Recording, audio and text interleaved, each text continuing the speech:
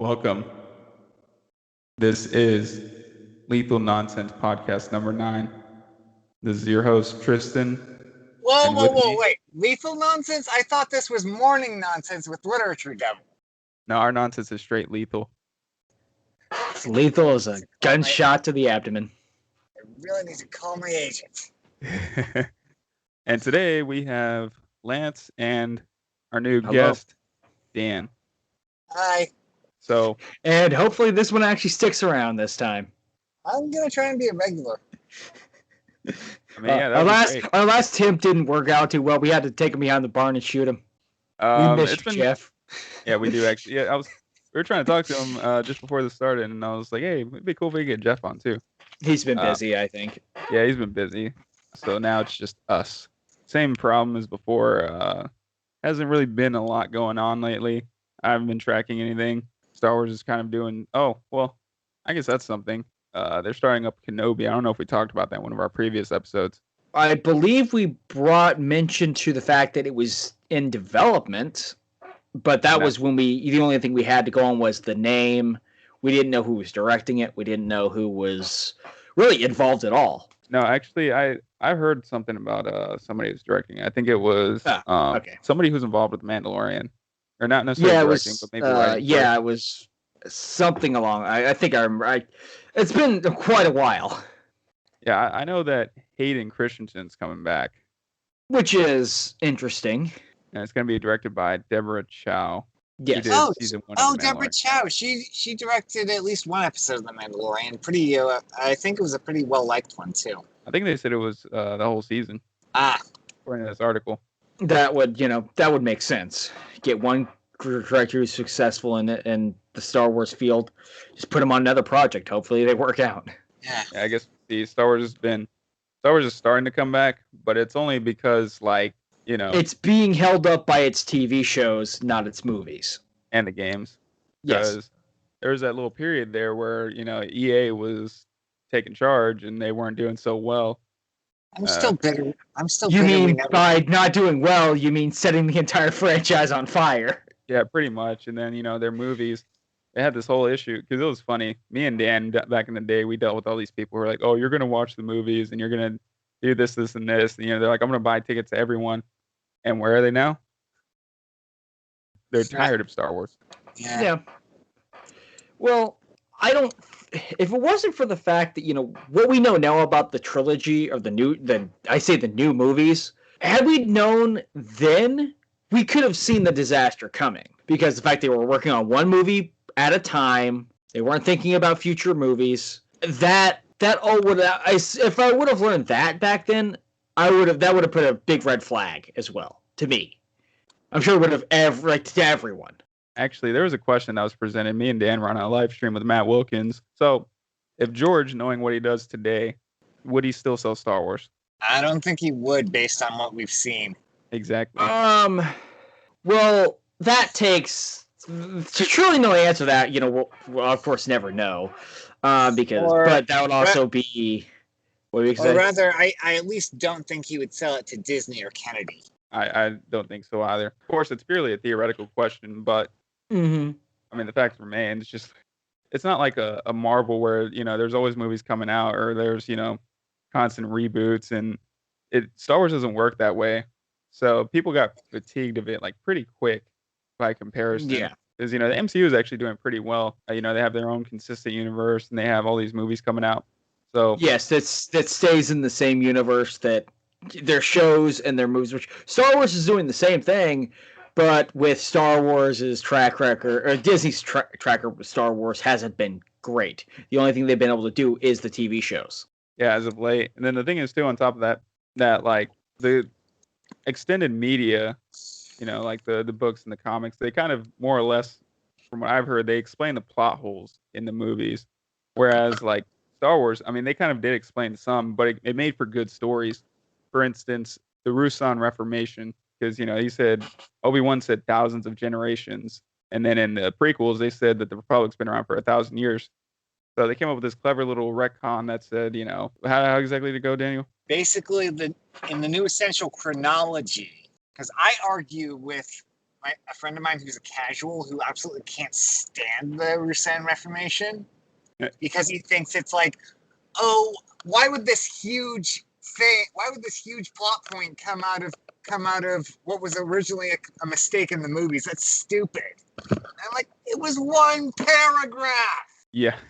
But it was brought up in the New Essential Chronology as basically a large-scale transition of power after the hold on. There's some names I need to remember. Sorry. So it basically explained away that there was almost two republics. It's been so that would make more sense than just a timeline error or.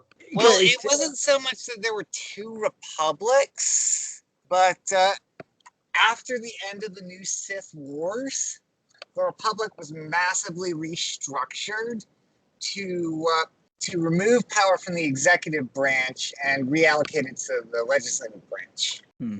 Yeah, so it still explained a contradiction in the movies, which I don't think that's been cleared up even in the new canon, because I don't think they have that kind of. And this isn't just me trying to hate on the new canon, but I don't think they have that kind of attention to detail, like those sorts of things. Well, they clearly don't, because they can't even get actual good writing down. Yeah, and then because you have the newer Star Wars movies have some of the worst writing I've seen in a movie in a long time. A lot of people would agree with that. And then there was another one where Boba Fett said he was actually Jaster Muriel was his real name. And then, that became a problem whenever the prequels came out, the second episode. So that created Open Seasons, which was a fantastic comic series, by the way, where it was his mentor, Jaster Muriel, and he was using that as an alias. So yeah, I thought that was really I only read the beginning of that. I highly recommend. It was great. I could never find the other comics of it. I just read the first one. And of course, explaining the rapid aging of Obi-Wan, Owen, and Beru. Oh yeah, because that was only 19 years. It was the twin sons. Yeah. Tatooine. I'm guessing he just stood out in the heat and then just made himself look older, so that way he'd be unrecognizable. Well, that's actually something that I think the TV show will probably have to explain. And since we have a novelization version of that explaining, I wonder if Disney's going to use that novelization or just go with their own idea. I think they're going to pull from the Kenobi book. Wait, are you implying that they have their own ideas? I'm trying to give the directors and the writers the benefit of the doubt, even though it's more than they deserve. Yeah. Well, I should say, the writing of the TV show versus the movies is much better. It's much better than movies. The writing from what I've seen in Mandalorian is fine. Yeah, I agree. I only seen the first 3 episodes. Me and Lance have been meaning to get around to watching the rest of them. Yeah. And I still got. You gotta see. I've watched more than he has, but I'm waiting on him to catch up a little bit. Yeah. You gotta see what they do. You gotta see what they do with Cara Dune at the end of season 1, like what they reveal about her. Yeah, so I'm pretty sure they'll be drawn from Kenobi the same way that Jon Favreau drew from Karen Travis's Republic Commando series, and she goes a lot into exploring the Mandalorian culture. So a lot of people actually thought that she was basing it off of the Spartans, but she came out and said she's like, yeah, I based it off the Celtic warriors, and I thought it made for some really good writing and just actually exploring it because it wasn't really done that much before her. We can also, because that's kind of going back to what George Lucas did originally for Star Wars. He pulled from so many different cultures to make the civilization. He didn't just take from one culture. He pulled from multiple, basically jammed them together to create something new. Yeah, he created something that was you would not mistake it for anything else. Yeah, he pulled from Japanese mythology, Eastern mythologies, many more that I just can't remember the names of them off the top of my head, sadly. But samurai ideology. Yeah, and you have so many of these cultures that have their distinct design or designs and just movements and techniques that he used or even made his own versions of, where he modified it. And like I said, he made something so distinct that if you show me a city from Star Wars, I'm pretty sure I'm not going to mistake it for something else. Coruscant looks like a lot like New York. Just kidding. Yeah, but it's still very futuristic. No, it's very futuristic. Could you imagine if they try to do Coruscant in the original trilogy? Because I thought wasn't that one of their potential plans back in the day? Well, they of course they added it in the new versions of the Star Wars with the digitally remastered.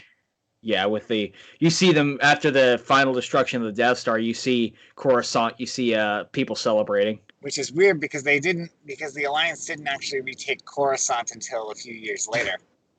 Yeah, well, they were probably like, let's party now. You know, it does raise questions, but at the same time, it was something he had an idea at the time. He was like, I'm going to show Coruscant off. Not thinking about, you know. Oh, there was a lot that he didn't think about with the remaster. Yeah. Imagine if they showed that scene where Jabba was still a human. He was just like a big dude that Did he look like Pizza the Hut? It's funny that George only agreed to allow that if there was no merchandising. Yeah, and that's why they didn't they made a joke about it in the movie. Yeah, which is even better. My favorite scene in that movie was probably where he was. So, at last we meet for the first time for the last time. Before you die, there is something you should know about us, Lone Star. What? I am your father's brother's nephew's cousin's former roommate. What's that make us? Absolutely nothing, which is what you are about to become. I'll cut a clip of it in the video when it comes out. Yeah, I love that movie. I just watched it a couple weeks ago. Well, just watched it again, I should say. But I mean, Marvel's Cinematic Universe. Me personally, I had more interest in the TV shows before Lance got me on the movies. I started with the Netflix shows. Yeah, I did as well. The only but then me and my mom started watching them in order. I started with Iron Man at the very beginning. I started with Punisher actually, and then I went back and watched Daredevil. I mean, I'm sure everyone had the same reaction. Well, anyone who watched the movies as they came out probably had the same reaction.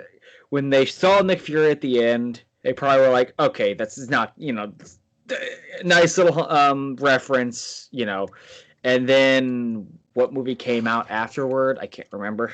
It's been so long. But my opinions on the MCU as kind of like a casual movie fan, I actually think it's pretty good. It's been... Well, I haven't watched Star Wars and stuff, but I'm not really interested in it, only because it's not Legends. Oh, I see. That's how they explained it. There was an uprising on Coruscant in 4ABY. Okay. It was sort of separate from smart storytelling. Yeah, from the liberation of Coruscant. They kind of explained some of his mistakes. But yeah, the MCU seems to be doing well overall. I mean, the movies I've seen are good. I've seen Thor Ragnarok. You've watched Thor Ragnarok, Ant-Man and Wasp. And then the Avengers, a couple of the Avengers movies. Yeah, Avengers and Age of Ultron. You still have the Guardians movies to go through. And I made it up to Daredevil season 3, I think. But it's been a while since I've revisited it. You have, of course, one of my personal favorites, Doctor Strange. And then we have Infinity War. Gentlemen, you can't fight. This is the war room.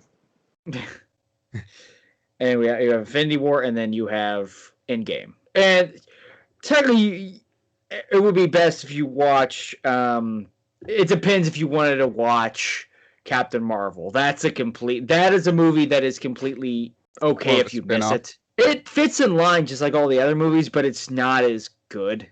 To me, it's the weakest of the entire franchise. Yeah, I think I might pass on that one. You don't seem to have any interest in Captain Marvel. It's basically Marvel's version of Superman. Although I do want to watch the Falcon and the Winter Soldier. Yes, I have put that on my watch list and everything. I plan on watching it. It's just when I have time. We can watch it. Yeah. But yeah, like my interest, I'm more interested in MCU than Star Wars, except for the TV shows. I mean, it's cool. It's cool that they're doing the Kenobi thing, but I'm not, ecstatic about it. Though I do want to watch The Mandalorian because that was actually really good. Even though I'm really just not into Disney Star Wars, that's probably like my one exception. And then although it took me years, I didn't really want to admit it to myself, but I did like Rogue One. I enjoyed that. That was the movie I didn't care for. Yeah, and that was right before the Star Wars fatigue really hit. That was, in my opinion, that was exactly when I felt that we were in trouble. Because I remember whenever Solo came out, it was like everybody was saying, I don't really want to watch that. Like, I don't know anybody who was interested in that movie. Well, it ended up, it was bombing from day one, I believe. Yeah, pretty much. I think it was might be the worst worst selling Star Wars movie. Most likely. I wouldn't be surprised.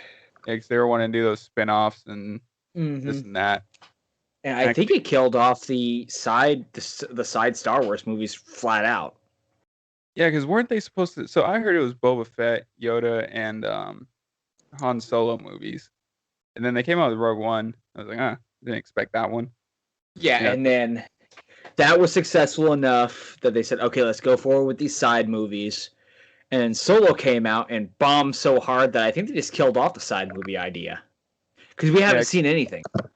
Because Gary Whitta was supposed to pen Boba Fett, I believe. Yeah. And there was nothing that ever came out. Like, he never said, oh, well, because Gary Whitta is not normally one to shy from controversy. But also, Disney does pull this thing where if you work with them, you really can't say anything bad about them. That's why George Lucas is tight-lipped about anything regarding new Star Wars. You notice that? Yeah. Yeah. And it makes sense. Don't bite the hand that feeds you. But at the same time, it makes Disney look shadier. Yeah, I think it's pretty unethical. Why do you have to have people sign? I mean, if what you're doing is wrong, then you should be able to be called out on it. Like that is, to me, that's very sketchy. It reminds me of, this has nothing to do with it, but it reminds me of the way that, say you're freaking like Robert Downey Jr. when he was working on the Avengers movie, I think even with the Iron Man movies, he wasn't allowed to be in anything DC. He could not act in anything DC. He could not do anything with them until he was done with Marvel stuff. Which that's kind of messed up because there's actors that are in both. Well, I believe after the DC, after the whole Disney acquisition. I don't know about before. I know after that was definitely a thing, but before, I don't know. I'm just glad they didn't make Amazing Spider-Man MCU. I think it would have bombed just as hard. Amazing Spider-Man 2 would have bombed just as hard. Yeah, Dan, what's your opinion on the MCU? It's all right. I kind of come to it because it was delivering something that Star Wars just wasn't anymore.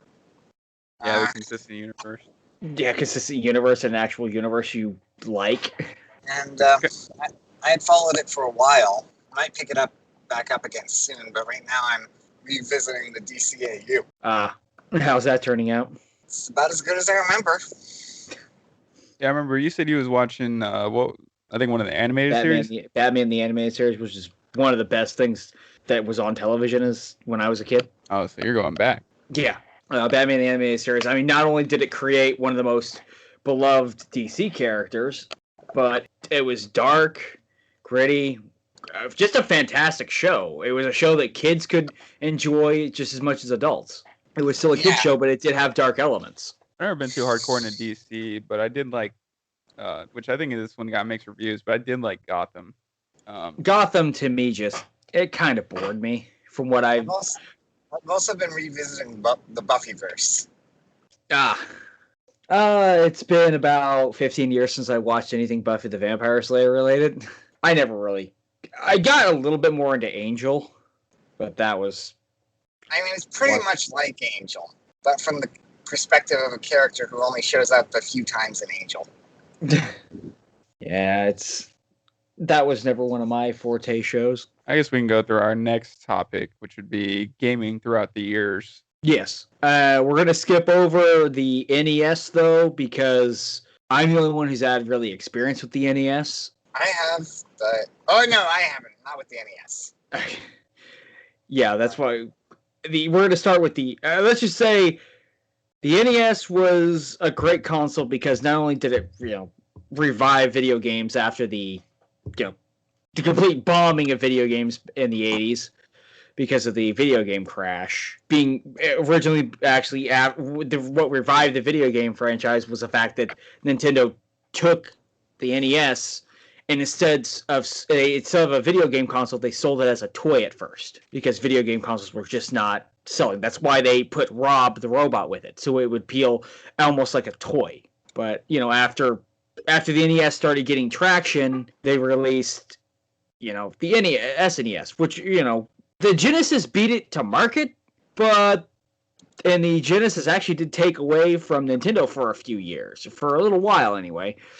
But then the NES came in and basically beat it over the head. And that's where we're going to begin. What happened after that?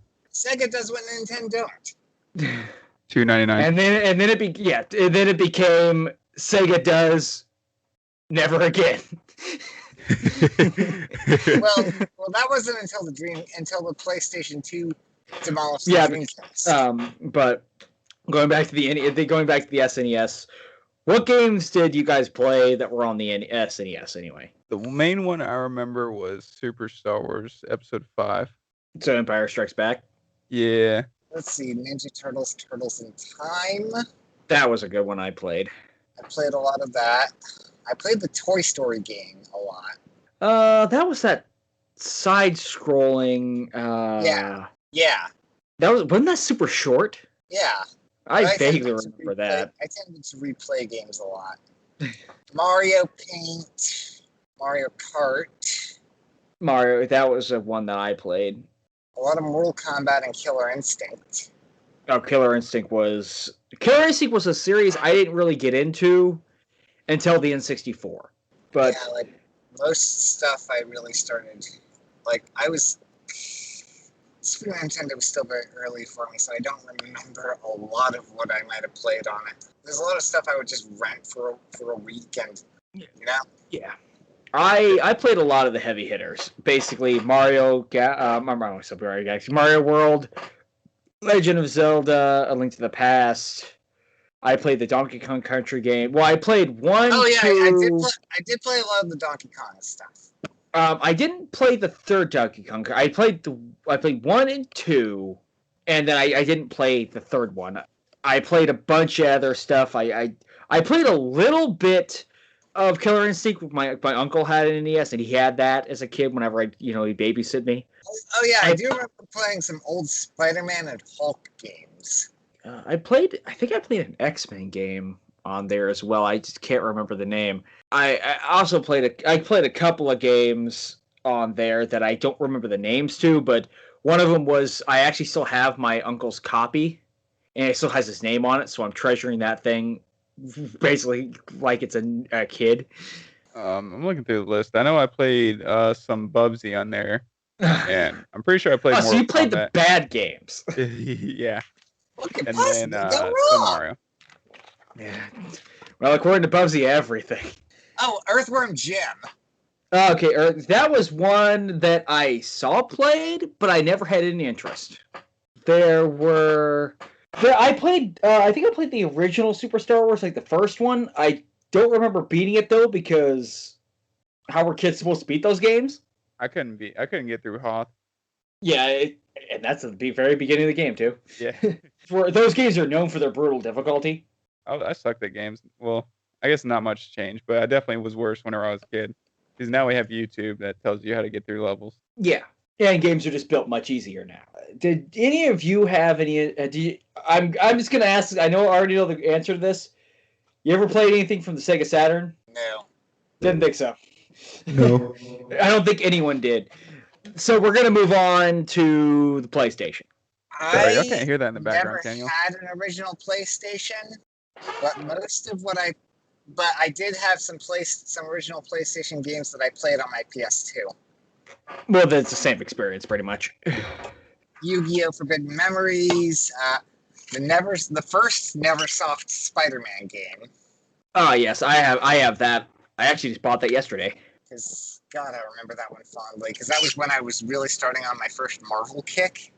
Superhero games were still very hit and miss, but that one was a big hit for because I played that. I think I played that a year or two after it came out, and I loved it. And that's about all I can really remember from the PS1. I played, I didn't play too many sports games on it. I was mostly playing like 3D platformers and action games. Yeah, I wasn't too much. I remember one platformer on the PlayStation, but it would always crash. Is that your clever pun about Crash Bandicoot? Yes. Yeah, I played Crash. I played all three of them. I also played Spyro.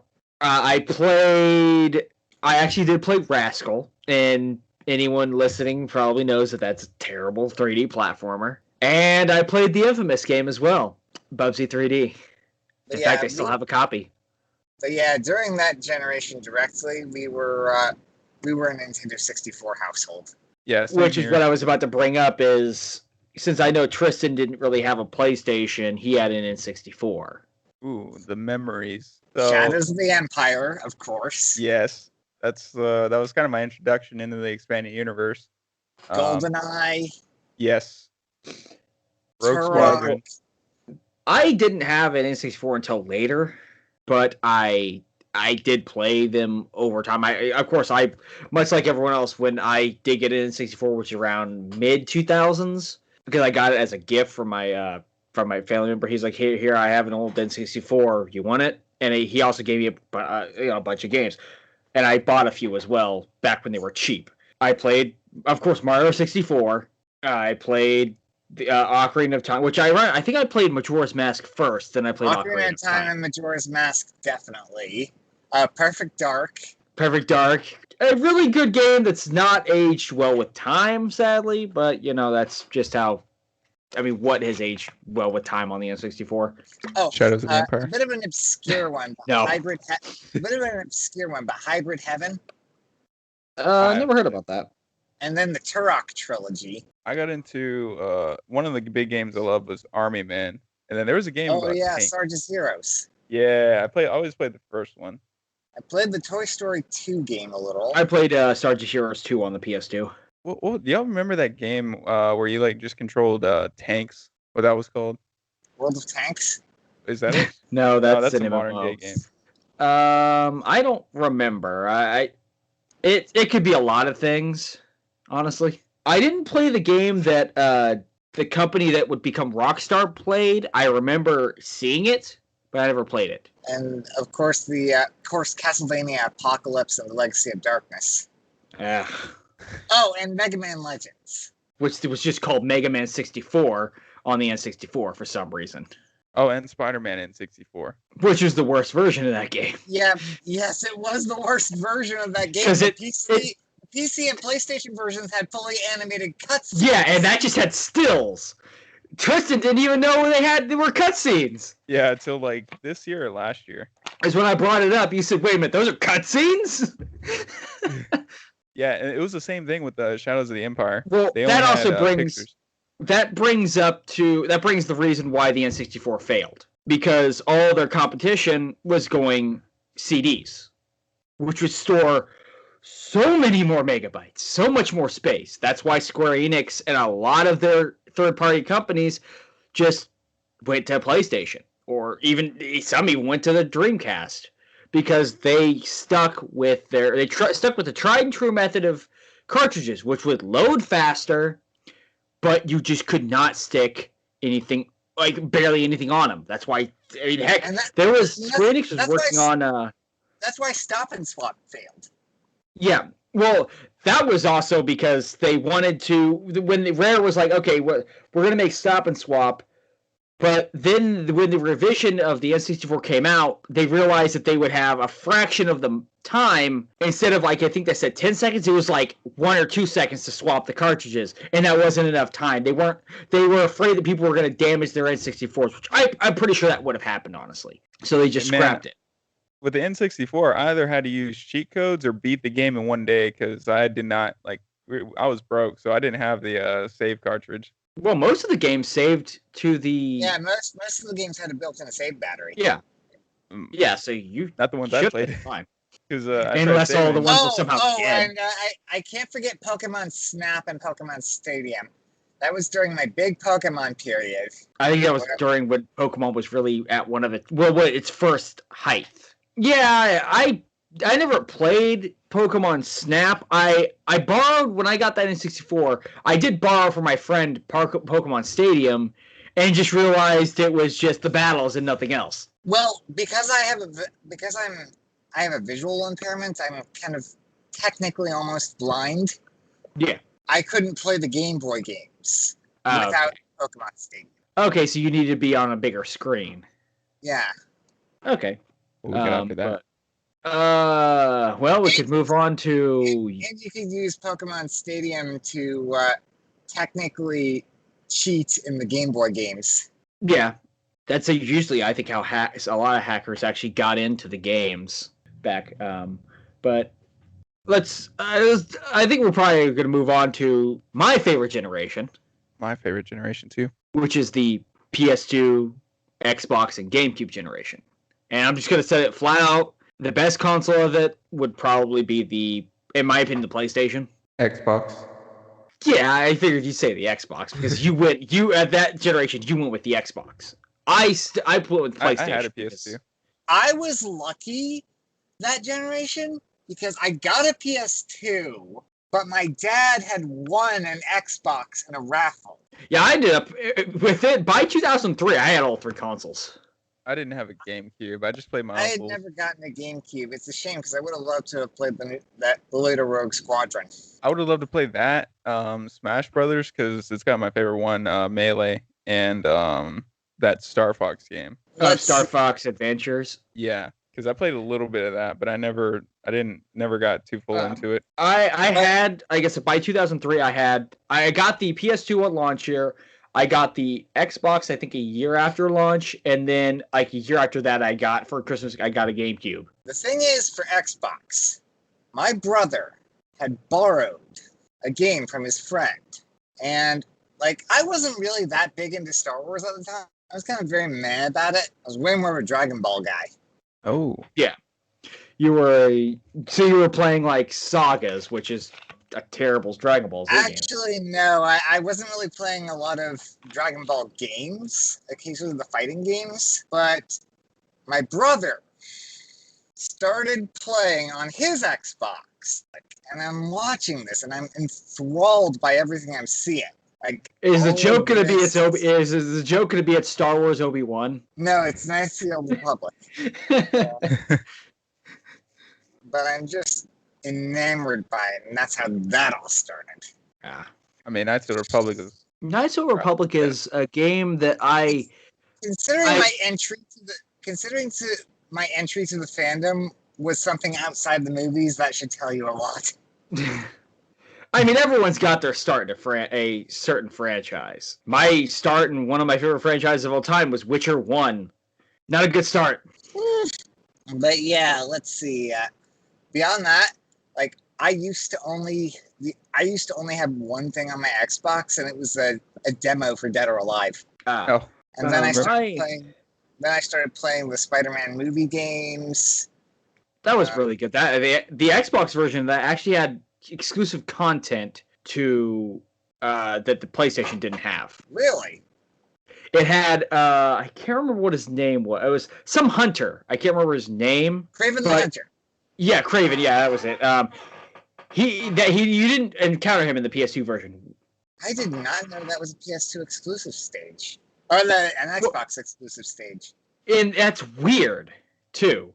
It's like, why hide content in a different version? That's what's weird. But and this is a generation where we saw a bit of. I think it's the most differences we've ever seen in a console. With, well, of course, when we're talking about specs, because the Xbox, if you got say there was a version on the PS2, GameCube, and Xbox, the Xbox version was going to be the best version. yeah, like Because Battlefront. you would have, like Battlefront let's- 2. Oh yeah, I remember playing. Actually, no, that might have been the next generation. But yeah. But the It was Xbox. Incredible Hulk Ultimate Destruction. I've heard about that. I've never played it. Oh, it's good. Is it like an open world kind of game? Yeah, open world. You're the Hulk and Hulk smash. Well, that's what he's best at. But with the Xbox, even though the PlayStation 2 just floored it in sales, they still beat out the GameCube. And that was weird because you saw, Nintendo, they were reigning supreme for the longest time. And then Sony comes along and wins. And then you have a newcomer as well that just entered the gaming industry beating Nintendo. It's like That doesn't Nintendo ended have up in exclusives third anymore. place. Oh, and And- oh yeah, Fable. Yeah, that's a weird franchise. And I do remember getting also very enamored watching my brother play Morrowind. Morrowind. Why would he play the? Well, I think the obvious joke is, they didn't have a gaming PC, but Yeah. I played a little bit of Morrowind. it was on the original Xbox. Yeah, because it was just lying around, and this was like years. Like I think Yeah. Skyrim was already out by this point. So I went back. I was like, oh wow. Yeah, I think it's though Morrowind, story-wise, will always be my favorite, but its game mechanics have not aged well at all. Yeah. But with what I was saying though is the Xbox, the Xbox was just basically a PC in a PC. box. Yeah. And the Xbox was actually my introduction to modding. Oh yeah, because that console could be. I mean, you could buy. Even now, you could actually buy modded consoles for not that much. People But- are still modding them. The reason it was my introduction was because I had an action replay. Ah, okay. And I started downloading like modded nice little public saves. And it's like, holy crap, there's all these things that you can't even get in the base game on this save. And that's when I started seriously contemplating switching to PC. And then later I did. Yeah, which the biggest joke is when people always ask, what console you play the most. I say Xbox and PC. PC's not a console. Yeah, Well, that's why I always make jokes about console or PC. But with the GameCube, it's so weird because there were a lot of great games on it. I mean, we talk about Smash. But there were just so many hurdles that turned people off from it. Yeah, with the fact that it used, DVD players were all the rage then, and with the Xbox, you could use it as a DVD player, but you had to buy a separate remote. And one of the reasons the PlayStation 2 sold as many as it did is because people they released around the time that the DVD players were almost just as much as a PlayStation 2. So a lot of parents or consumers were like, well, if I buy a PS2 instead of a DVD player, I also have a game system. Oh yeah, So I it remember became a whenever you could no-brainer. play the music off of there, and then Xbox Yeah. 360 added it to where you could play it like just And- off your. Fun fact, that was really the first generation to have DLC. Yeah, with the original Xbox had DLC for Halo 2, Knights of the Republic 1. They didn't do it for Knights of the Republic 2, even though that was the game that really needed it. Yeah. I hate that the restored content mod can't be ported over. I'm sure if someone could, but you have to almost restructure the entire game probably. It would be it'd be a workaround, but But But The we- restored content mod is excellent. I have both the GameCube and the PlayStation 2. I want to get a original Xbox again, just because it has, a lot, not only a great library of games and links. Well, let's see. I played. Oh yeah, the other PS1 game I played was The Phantom Menace. Forgot about that. I played the companion piece to that. Jedi Power Battles. Yes. Oh, It's not a great game, but it's nostalgia blindness. Oh, I forgot to mention that I played the best Star Wars game of all time, Master of Terrace Cosmic, when I was talking about PS1. Sorry, can I curse on this show? I was. The one thing I thought was cool when I looked at that game was like, cool, Mara Jade showed up in a game. Yeah, that was awesome. And then she was also in Dark Forces as well. Yeah, Yeah. that's a lot of good characters. Too bad there's no good fighting engine. Yeah. Yeah, Wait. it feels like you're on the moon, even though, well, it makes sense for Star Wars, but it doesn't make sense for gaming mechanics. The Revenge of the Sith game had better fighting game mechanics. Oh my god, that one had like almost the best. The only game that compares with that one as far as lightsaber fighting mechanics goes is Jedi Academy. Oh yeah, Jedi. Yeah, and that's going back to the generation we were focused on, which was that was when we saw pretty much the resurgence, basically I would say golden age of Star Wars games, because we had the Knights of the Republic games, Republic Commando, we had the Jedi Knight games. Yeah, We that's had- part of why it was my favorite generation. Go ahead. It had so many great Star Wars games, so many great games in general. I mean, I could name off a lot of my favorites. This is when we also saw even good licensed games. SpongeBob Battle for Bikini Bottom. We had the Harry Potter Chamber of Secrets and Prisoner of Azkaban. I liked the Xbox version of Chamber of Secrets better than the PS2 version. To me, it was the same game, except the PS2 version the Xbox version had better textures and load times. Because the Xbox version was just... And for years, I did not have a memory card. Oh, okay. Yeah, that'll do it. And I was annoyed how in the PS2 version, there were more prefix everywhere. Yeah, which is weird, because why? Make it harder on PS2 generation? That was also what we saw.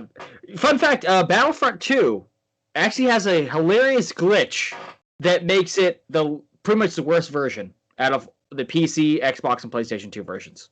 The AI will not use the heroes. Oh, wow. In the Xbox version, you will every so often you'll see, say you're playing on Coruscant, like the Galactic Conquest, or the Galactic whatever, you'll see they choose, this character is using Darth Maul. You will never see that on PC or the PS2. Meaning, if you see in Galactic Conquest, if you see the AI choose a hero as their power, you don't have to worry about it. Because they will never activate it. Because what I think, this is just I'm probably wrong about this, but what I believe happens is, because on the Xbox version, and because it was a game that was ported from PC to Xbox, then to PS2. What I believe happens when they ported it to Xbox, they remapped all the controls and everything, and they told the AI to do the appropriate scripting. What I think happened was when they ported over to the PlayStation, somehow something in the script got broken, where they just will not hit the yes button on the heroes. And that's weird. For the longest time, I had the PS2 version first, even though I actually played the Xbox version first because my friend had it at his house. We played it, everything was fine. I played it on PlayStation 2. I was like, why isn't the AI using the heroes? And then I go online one day and realize, oh crap, that's a glitch. That's a funny glitch. Yeah, it's very weird. Which is why Xbox had the best version of multi-console games. Yeah, it was just a more powerful console. Never forget the original version of Wrath of Cortex, waiting up to 5 minutes for a level to load. And on the Xbox, it was just instantaneous. It felt like, anyway. Yeah, except for whenever it comes to GTA 5. Oh, wait, Xbox One.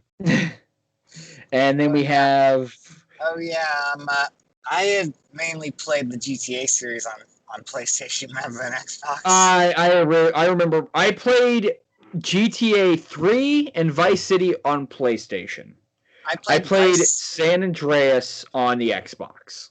I played Vice City and San Andreas on the PlayStation, partially because I had a code breaker. Oh, okay. Yeah, I'm mostly stuck with PlayStation 2 on GTA. I stuck with it to the 2 out of 3 games, only because if I remember right, I went, because that was when at that time San Andreas came out, I had both consoles, and that was when I was learning that the better versions were on Xbox. So I went and just got the Xbox version instead. Yeah, PlayStation 2 did have better hacking. They also had more exclusives. I mean, this is big, but also the sky is blue. And PSP. Yeah, but who remembers the PSP? I do, because I played Vice City Stories on there. But what you guys want to move on to the next generation? Okay. By then I was an Xbox loyalist. So yeah. I decided to go with Xbox because it came out beforehand. Because this was really this generation started before I really committed to PC gaming. Yeah. Because I had gotten Oblivion and Fable 2.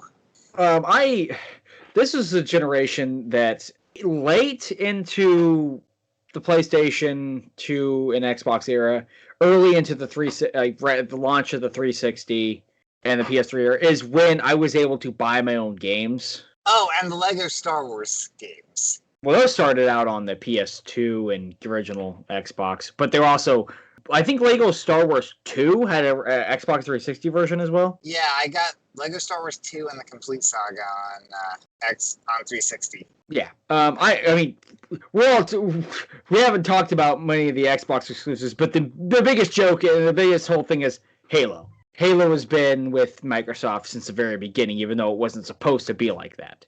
I was never much of a Halo player, honestly. To me, Blinks is supposed to be the mascot. Yeah, so was Alex Kidd for Sega, but we saw how that went. I guess Sonic got to it first.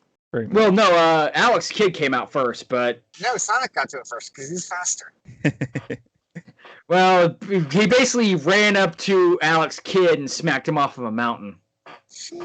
I guess the biggest joke you could say about the generation, the Xbox 360, PS3, and Wii generation is the fact that how hard Nintendo ended up winning that generation just by sales. Yeah, because they had started marketing like, to casuals.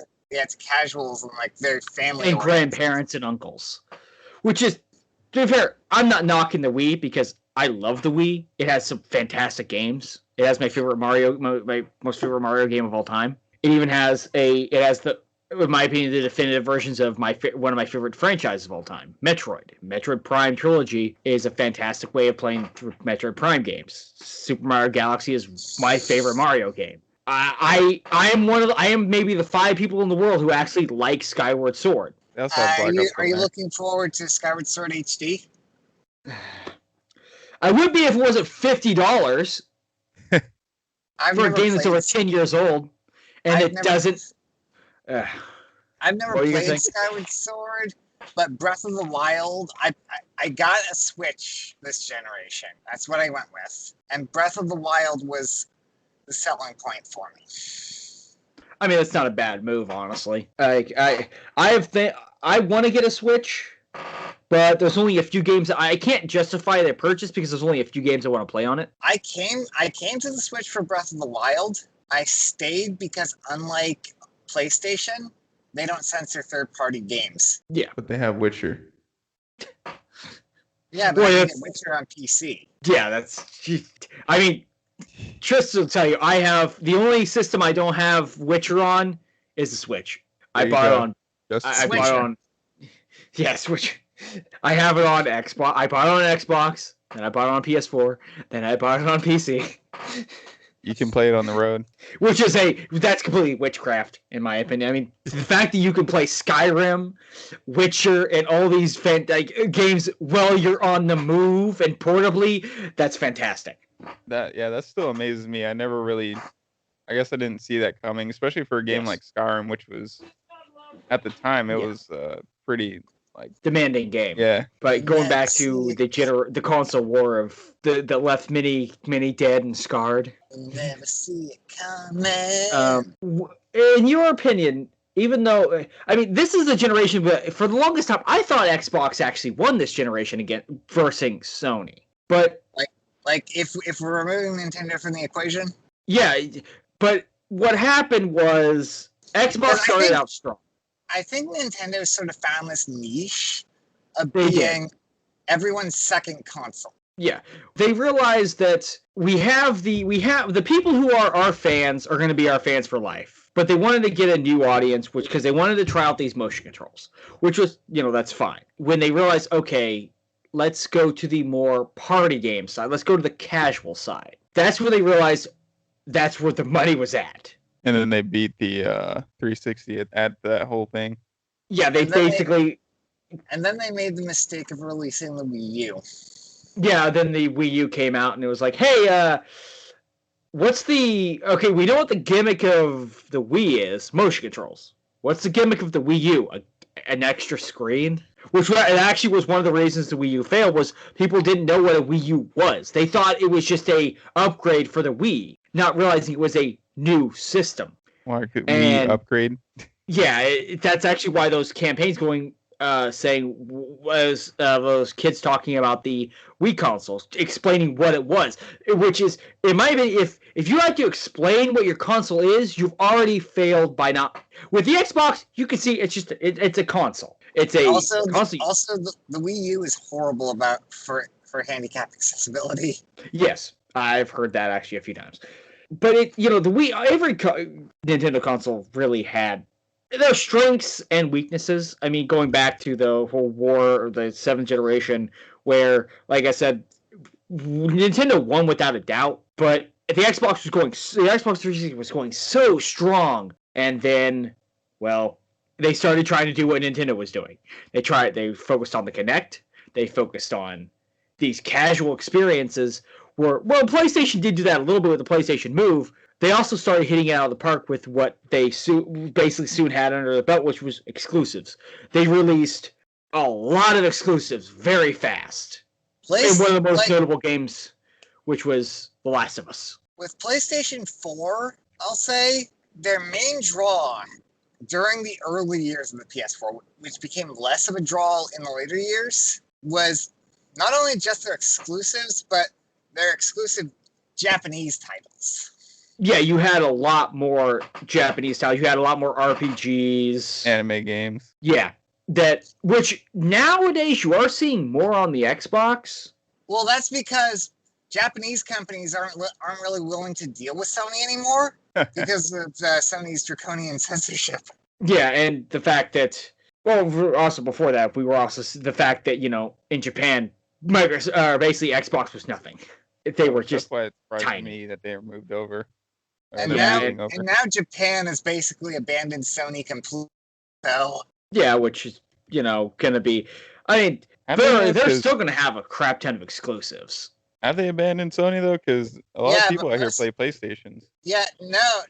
Like, most of Japan has either gone for the Xbox One X or the Switch.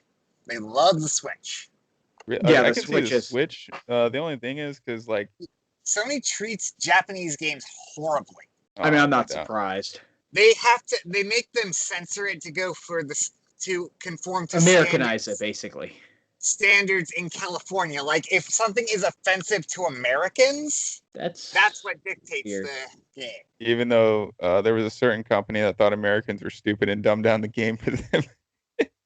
Well, that was back when, that was back in the early SNES and NES days, where, because of the fact that Final Fantasy, it didn't sell as well. I mean, I don't think it sold well enough at all in America. It goes further than that.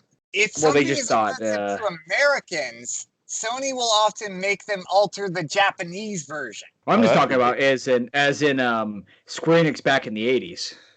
What they did because they thought that we didn't understand how RPGs worked. I mean, to be fair, that was when RPGs were very primitive and they were kind of hard to understand at first. But can you blame them? I can blame them a little bit because they insulted us by releasing a terrible Final Fantasy game in America that was dumbed down in every way. It was almost like walking in a hallway. There are really only 2 JRPG series I play, admittedly. The one you was telling me about yesterday. Yeah, Trails and Megami Tensei. Mainly Persona, which is I actually have Persona 4 on PS2. I got a PlayStation TV. I didn't know that was a thing. Yeah, it's basically almost like it's basically a PS Vita. Oh. But you hook it into a TV and play it. That's pretty much all it is. I didn't really know what the difference between a Vita and a PSP was. A normal one. Well, the Vita would be to the PSP what the PS4 was to the PS3. Yeah. I got a PS4 at first because because at the time they were doing okay with their Japanese exclusives, and they had the Spider-Man game. Spider-Man games were the reasons I finally got a PS4. I also got it because I wanted to this is before I got it just about 2 years ago. I got it for Spider-Man PS4. I got it for The Last of Us 1 because The Last of Us 2 was announced and everything. I was like, okay, I want to play The Last of Us 1 before I play 2. So, enjoy The Last of Us 2? I never played it. I wanted to play the Uncharted games. I wanted to play I wanted to play God of War. And that's a great example of something we were talking about on Minox Nest, actually, of how commonplace, accepted, and even maybe encouraged it's become for companies to insult their audience. Oh yeah.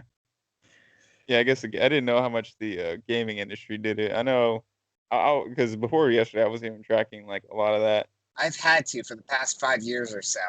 ever since I mean- the canon. Yeah, like Chuck Wendig was one of the first to do it too. Which is funny because he you and Tim directly interacted on Twitter. If you don't like my book, you're a bunch of homophobes. Or you just don't like his writing style. Yeah, I know, that right? Can't be it. That can't be it. Yeah, no, I didn't know that Japan was abandoning because they don't really have support for Xbox out here. I mean, granted, I'm in Okinawa, but Yeah, Japan's really been taking more to Xbox from what I've heard than PlayStation. I've heard it's sold more than any other Xbox so far. that's weird. Which is- yeah, they have like zero support for Xbox out here. Like if I have something Xbox related I want to get, I have to go on base. Yeah, which I mean, we already know. It's already know PlayStation 4 won this generation. They had the bigger stick, basically. They started out the generation better. Well, They kept going with their exclusives. They got Xbox them had a more rough sales. start trying to promote their old console over their new one. Well, they made the mistakes of saying, okay, we want the system to be all in one. We want it to be. They were focusing on TV. They were focusing on these things that the people who were buying the Xbox day one didn't care about. They wanted, the games. They wanted to see more games. They wanted to see more exclusives, and they just weren't getting that. And then you had the controversy with what were you saying? Don't forget the DRM. I will say between PlayStation and Xbox, this current generation, like this next gen with the Series X and the PS5, I think Xbox is gonna win. I hope so. I don't. Well, the thing is, Right now it could go either way for me. they slightly shot themselves in the foot in the beginning after trying to say that their gold membership was going to double. But they've also Yeah. been really expanding on backwards compatibility, which has made people happy. To me, what's the biggest sticking point for me that's gonna sway towards in my opinion, to sway to the PS4 side is the fact that the Xbox just doesn't have the exclusives. They've got Halo and Gears. And when was the I last think year? if Sony keeps treating third parties the way they But had they're still their- going to have these exclusives, though. that Yeah, people but I wanna don't play. think they'll be able to keep a lot of exclusives We'll necessarily. have to it'll have to be one of those moments where we'll just have to wait and see. Yeah, well, because it's hard to even get your hands on them consoles. Yeah, both of them. It's because of this whole shortage crap going on, and I don't want to go into that too much, but it's gonna be a sticking, but it's gonna be a pain in the butt. With just getting the consoles in time. I mean, I've seen some YouTubers and stuff. Of course, they got the console and everything because they had the time and resources. I didn't have the ability to stay up till 3 a.m. and buy one minute one. I mean, me personally, I'm jumping ship and kind of going PC anyways. I went PC a while ago, even before the generation started, because I've wanted. I mean, technically, I've been PC throughout the years, off and on, for years. I mean, starting back in like 2007, I built my first PC. But I just think like I said, the PS4 just had the bigger stick.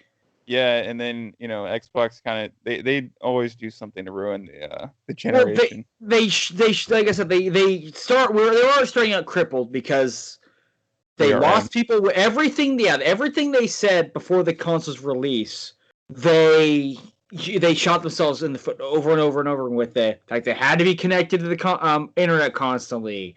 The fact that they said that it had to have the Kinect, it had to have this, it had to have that, and every time they opened their mouths, they lost people. Yeah, thank you, Don Matrick. And the fact that that one guy said, "Hey, if you can't have your console connected to the internet constantly, we have a console for you. It's called the Xbox 360." That was stupid. It made no sense because it's. That's actually another weird side effect of insulting of the culture of companies insulting their consumer base. They actually will often package in with that, like telling you not to buy their product. It's ironic because it's like they think they're not doing it, but Yeah, they are. they don't think there's like, oh yeah, I don't think there's being repercussions when I say this, but realizing that they're turning people off to their system or whatever they're trying to sell, and they're basically like, well, why aren't people buying my system or whatever I'm trying to sell? Well, you told them, you basically just turn them off by saying this or that, or insulting their intelligence. So why would they buy something that, well, really they have no reason to? Yeah, I held off on buying an Xbox One till like 2015, whenever they were. They reversed it like pretty quick.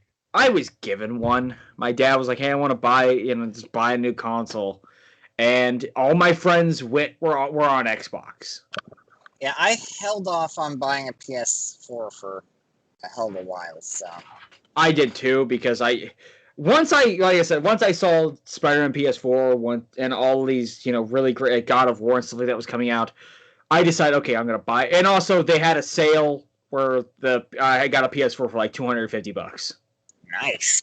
Yeah, so I got one, and I loved it ever since. It's a fantastic console. I see why it won this generation, but seeing as this generation just started, Well, yeah, kind of. What it is. You mean some why people. it won? You mean why it won last generation?